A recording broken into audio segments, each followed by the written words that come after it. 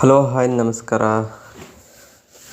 ನಮಗೂ ಸ್ವಲ್ಪ ಜನಕ್ಕೆ ಸೇವೆ ಮಾಡುವಷ್ಟು ಶಕ್ತಿ ಸಾಮರ್ಥ್ಯ ಕೊಡಪ್ಪ ಅಂತ ಕಟ್ನೆ ಮಾರಮ್ಮನ ಇಲ್ಲಿ ಬೇಡಿಕೆ ಇಟ್ಟಿದ್ವಿ.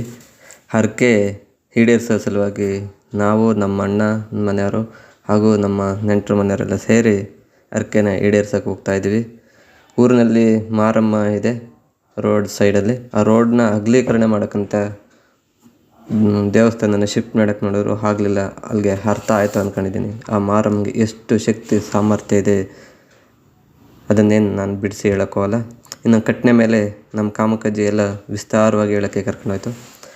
ಅಲ್ಲಿ ಅಡುಗೆ ಬಂಡೆ ಇದೆ ಹಾಗೂ ನಮ್ಮ ಹಿರಿಯರು ಬಳಸ್ತಿದ್ದ ಅಡುಗೆ ಬಂಡೆ, ಕಟ್ಟೆ ಮತ್ತು ಆಹಾರ ಪದ್ಧತಿ ಆದ ಕ್ಯಾಸುವೆ ದಂಟು, ಗೆಡ್ಡೆ, ಗೆಣಸು ಮತ್ತು ಅಲ್ಲಿ ಅನ್ನ ಸಂತರ್ಪಣೆ ಮಾಡ್ಬೇಕಾದ್ರೆ ಆ ಬಂಡೆ ಮೇಲೆ ಜನ ಕುಂಡ್ರಿಸಿ ಊಟ ಆಗ್ತಿದ್ದ ಪದ್ಧತಿ ಎಲ್ಲನೂ ಸವಿಸ್ತಾರವಾಗಿ ತಿಳಿಸ್ತು. ಎಲ್ಲರಿಗೂ ಒಳ್ಳೆಯದಾಗಲಿ. ಜೈ ಶ್ರೀರಾಮ್.